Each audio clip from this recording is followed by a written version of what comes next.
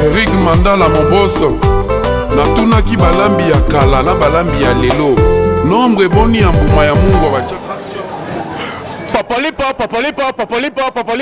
bana poto bana mikili tulanga nini tala Christian Dior business masoleza kitoko réparation d'appareil vente d'ordinateur vente à caméra lumière éclairage makambo tout na venu Jolu au kitina direction Kasavubu kozanga te okota awa to le galakati un diaspora moi na poto ya kala Christian Lukadi business la classe et la différence ici c'est la classe et la compétence ba pareil à solo ordinateur ya solo awa Christian Lukadi batika ya fanda moi na poto o investir na kisasa au comique à la direction Kasavubu côté immeuble VV Center au tali na pembeni na yo na venu Jolu au monde à Christian Lukadi Dior business kuna c'est la compétence qui compte tala na le bagage ngo bah ça va pareil tout et ça la pareil et outil na mikili ba koki ngo te so ba Christian Lukadi ça qui pareil na kufi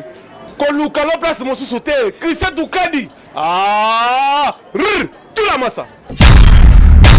Bonjour chez vous, chers amis. Vous êtes très nombreux à travers cette émission Banca Télévision.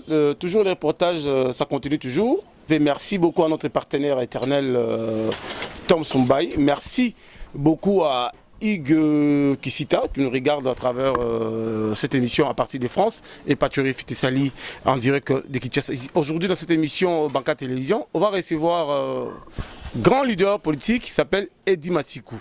Eddy Massikou, mon amboka, bon après-midi. Merci à Patcho RFI, papa gentil. Bonjour à toi, bonne santé.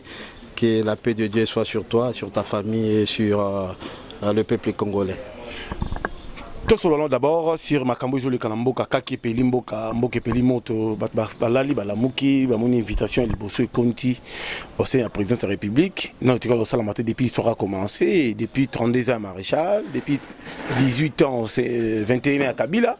On n'a pas vu un supérieur a interpellé, bien invité, un directeur du cabinet, bien même ministre, mais c'est toute la première fois dans le pouvoir et à Fatih, dans l'idéologie à l'état des droits. Est-ce que selon vous, l'état des droits est commis activé, commis appliqué, ou bien, tu vois, il y a une mascarade, il y a des au Congolais, selon vous?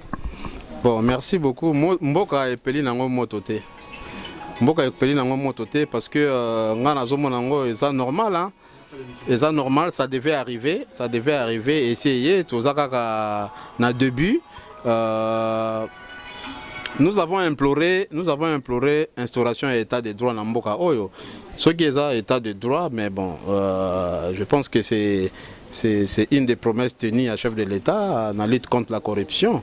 Donc Vital Kamerhe est cité dans une affaire de corruption ou de détournement de fonds. Maintenant c'est à lui de se défendre, hein. Il faut pousser par argument. Tozaka na début il y a dossier moko ouvert au niveau de la justice. Totika justice a ça musala na ye, justice a éclairé opinion a biso. Qu'est-ce qu'il y a? Bon, si il est coupable parce que jusque là azo bénéficié de la présomption de l'innocence, hein. Ceux qui sont coupables justice mutaroye ba ceux qui paient aza innocent justice mutaroye ba c'est à lui maintenant il y a présenter par argument nécessaire et puis il y a citer parce que en gérance, il y a programme il y a 100 jours, Vital Kamerhe n'est pas seul. Hein. Donc sorti sur Mbongo, Oyebima qui pour un programme il y a 100 jours, est contresigné par le président de la République. Donc je pense qu'il y a eu une commission de suivi, il y a Makamaba Mbongo, une commission a suivi, donc c'est Vital Kamerhe, acteur principal, qui a éclairé Bisson, a éclairé justice par rapport à cette situation. Donc Mboka Peli Nango Mototé, Mboka Tozo vivre dans normal. Donc le plus important, Tozo Nango danger, Tozo Nango plus permanent, c'est d'abord à la misère du peuple, hein, où ils ont toutes les 6 secondes depuis le coronavirus, où ils allaient danger moko universel, où banganga mayele na banganga kisi, mutumoka zo kwa maîtriser ngote. Donc on va entrer sur ça, mais qu'est-ce que tu vas dire selon les gens? Parce qu'hier Nazaki on fout le moulin à une émission à télévision en direct, en même temps sur le terrain. Namego Tiamiko Balader, na parquet général Yamatete. Pour la population, qu'est-ce qu'ils pensent? Les militants de l'INC disent que Vital Kamerhe est le pango. Celui qui a fait l'effort que Fatih a à la tête Yamboka. D'autres gens ils disent que non, à trahir, au bout d'un ami, combat, pas si, aujourd'hui dans la tête, au livret, tout ça.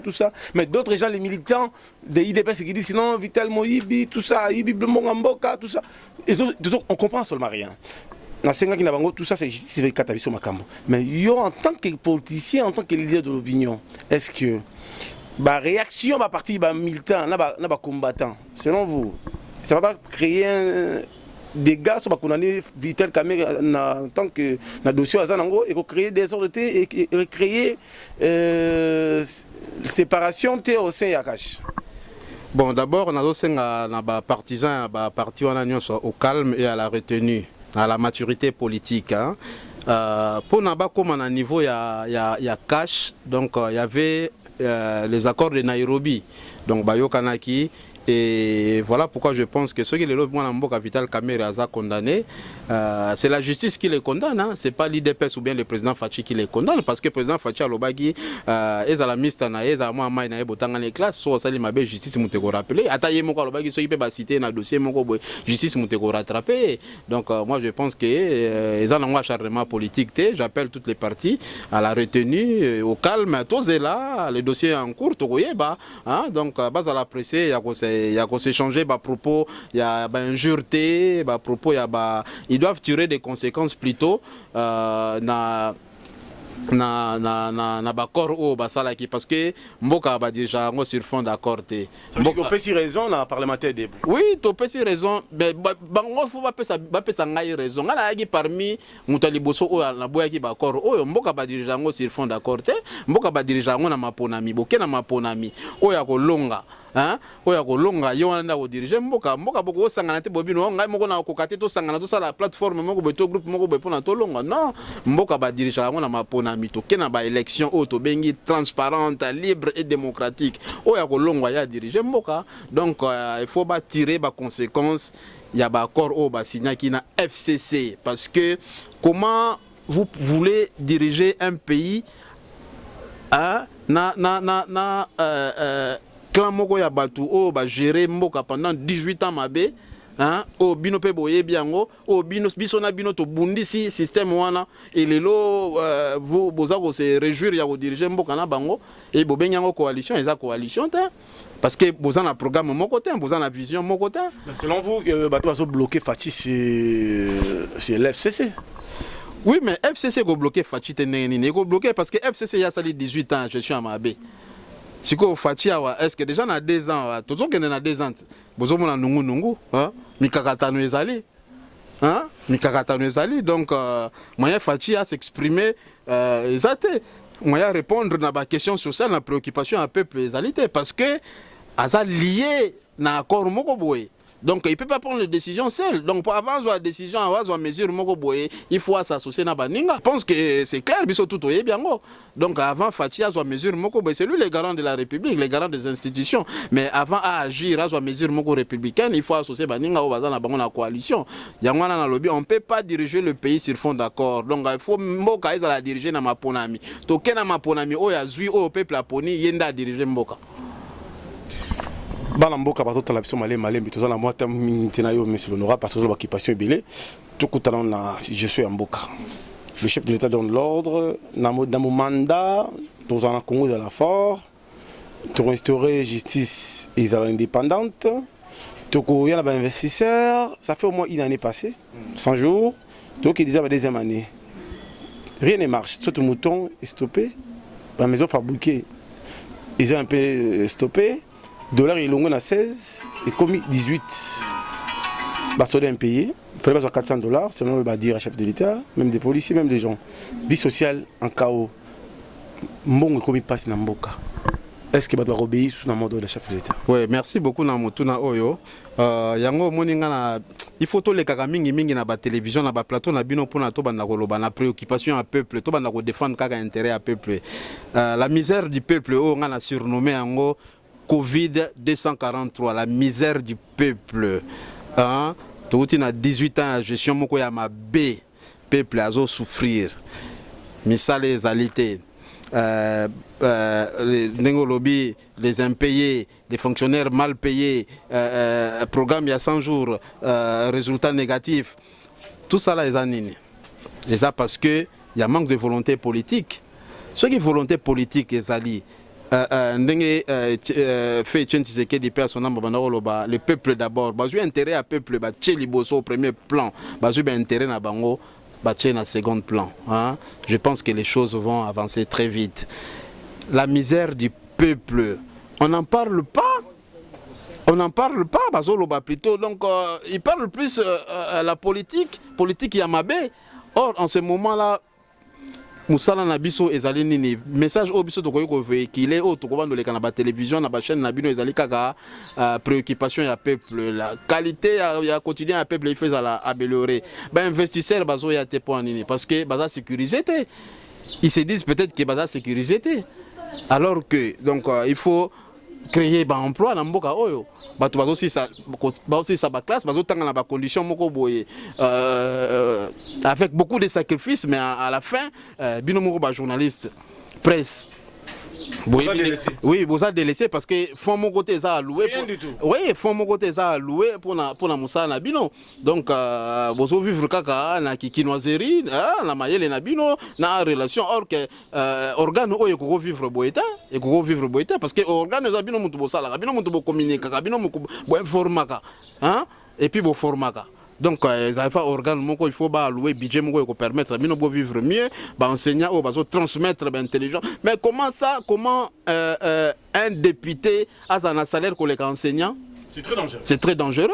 Donc, voilà, l'enseignant peut continuer dans la politique. Maman Mida Talabiso, il vient de tweeter tout à l'heure là, elle a dit que Félix Antoine Tshisekedi Tshilombo, le militant de l'IDPS, Bazobang a Vitel Kamé parce qu'il sera candidat en 2023. Balingba salir carrière politique naïe. Balingba salir personnalité naïe. Qu'est-ce que tu vas dire? Bon, on a passé maman Ami Dambote. D'ailleurs, des passages dans l'Ingénieur a rappelé que Natika Gé Courrier Moko na compte en fondation. Tous une nous réponse. Bon, je pense que na conseil dans Opé Sakaka maman Amida, c'est pas encore le moment. Il y a ça la déclaration dans ce sens-là.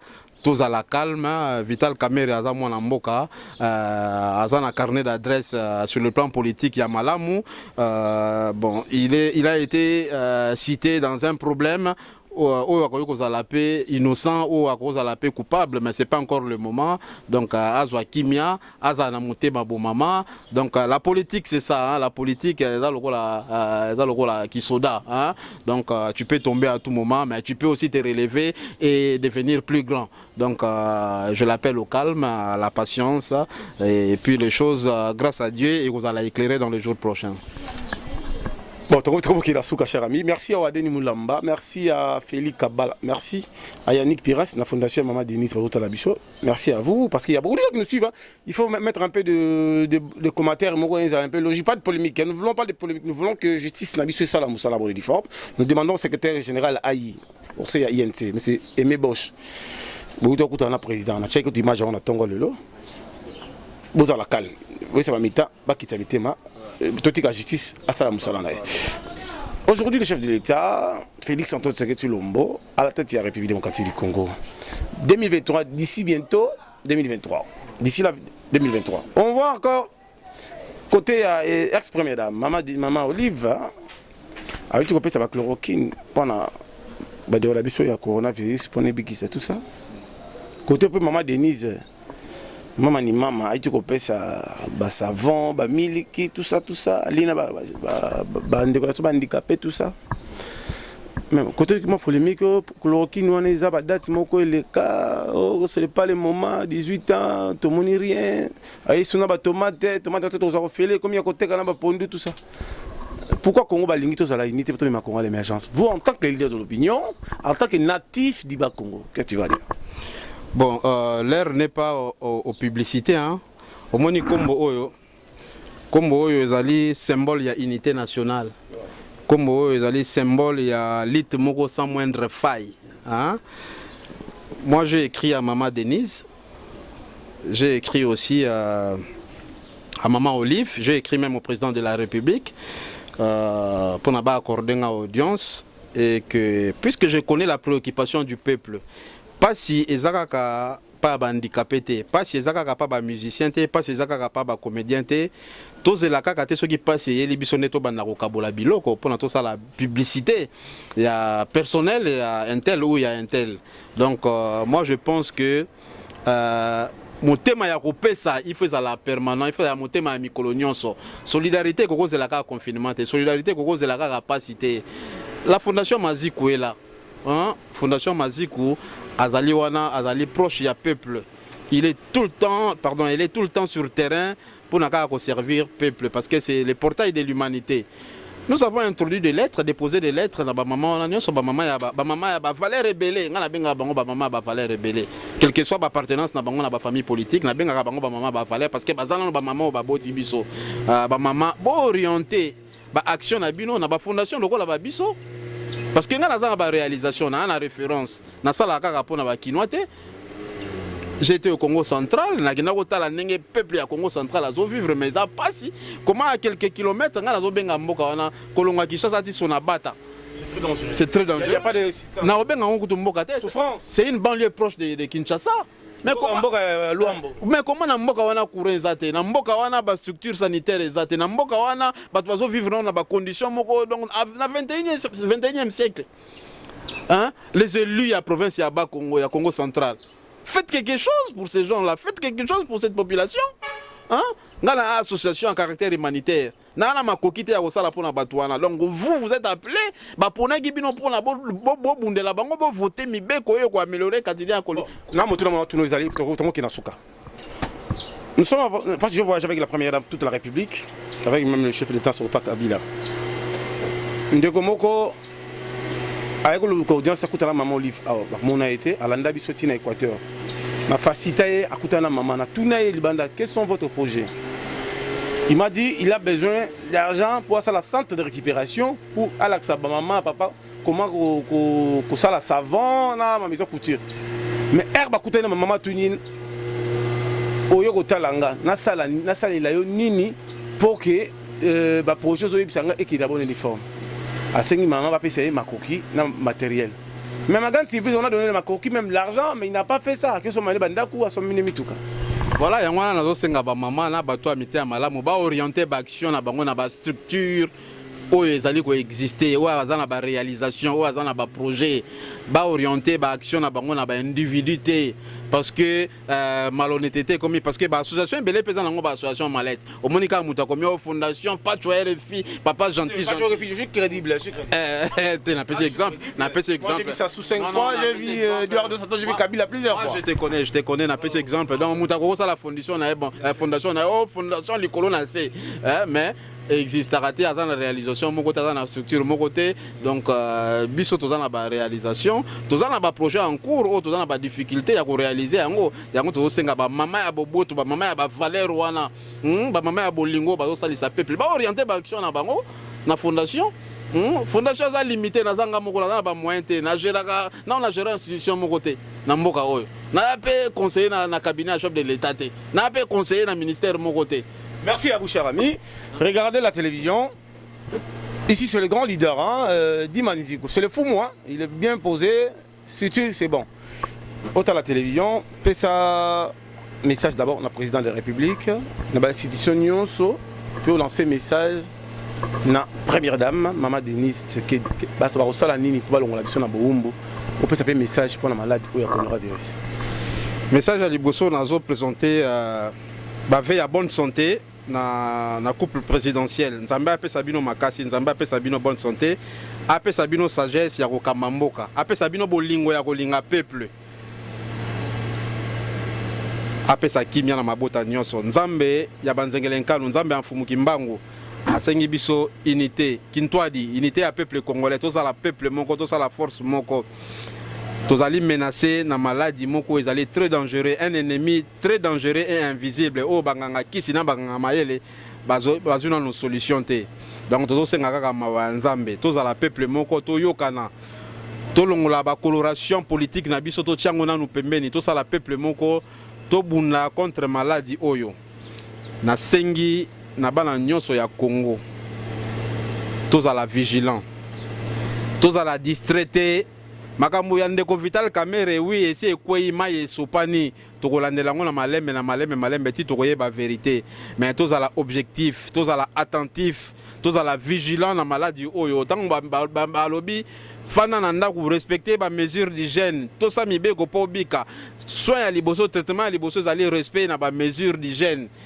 tosa mibeko soki sorti moko eza nango na litomba te okobima mpo na nini fandi na ndako respecter confinement et je reviens encore à la décision ya mwana mboka Ngobila ya confiner commune ya Gombe. Moi je pense que c'était une décision mal réfléchie parce que avant à confiner Gombe on a annoncé bango à prévenir bango batumusu balongwaki et les gens continuent à acheter des macarons pour là-bas qu'il ne place malade des alliés. C'est pas normal. Donc, oui, oui, ça veut dire que c'est un crime contre l'humanité parce que tant que vous favorisez progression, il y a virus, ça veut dire que dans les jours prochains, on va compter des morts. Alors qu'on ne veut plus compter les morts dans ces pays, on en a assez compté. On en a assez compté. On ne veut plus compter les morts. Hein? On ne veut plus compter les morts. Donc, moi, Namboka, soit maladie au sérieux, ezako boma. Ceux qui ont bakisi sous Covid 243, la misère et à peuple tout ça ici. Donc, tu comme fait doublement. Restez à la maison, respectez les mesures d'hygiène. Batela ndekonayo, sungan ndekonayo. Ce que mon acte, mon koto mesure, mon ko c'est peli nango to ndeko moka utaki Gombe aza atteint non dénoncer. Ce qui peut mon nzoto nungu oluki centre de santé, automédication to boy peuple congolais. Auto nganga kisi moko boy to nganga kisi aboko kalobi non mela boko mela tanga wi sito te.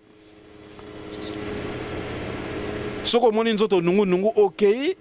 Pas minganga to na centre de santé eza pembeni omitali ba checker yo ba yeba soko za nango hein parce que ko banga pe zo mema batu na liwa mutu musuza ko sala fièvre ba sali mo ko suko abangi ne corona ye nzoko paniquer pas ma pe corona te ko za la fièvre parce qu'on a connu assez de fièvre plus que ça.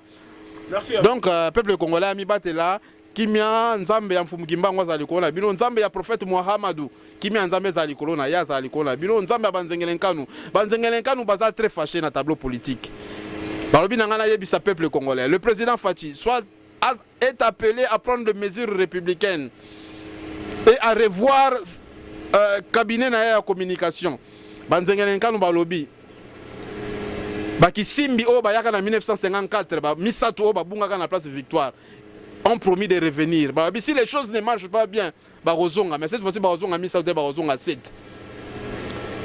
Tant bazonga 7 si les choses ne marchent pas, nous y reviendrons, mais nous à 7. Merci à vous. À bon attendeur, salut. Hein? Merci à vous, chers amis. Merci à Bogali Bongo. Merci beaucoup. Merci beaucoup à tous les gens qui sont ici. Hein? J'ai vu Newman, Guélor Kazadi, une Pire en résistance. Et merci à vous, chers amis. Hein? Voilà, on a côté la mission en live. Hein? Regardez cette émission sur RL Télévision et regardez-nous sur Banca Télévision et s'abonnez massivement et partagez cette émission. Merci beaucoup à Clara de Bruxelles et Rogal. Merci beaucoup à Faustin Makoso, ma belle Makoso. Hugues Kisita, les patrons. Laurent Lorenzo, l'homme toujours à la page. Hein? L'homme à la page. C'est vous.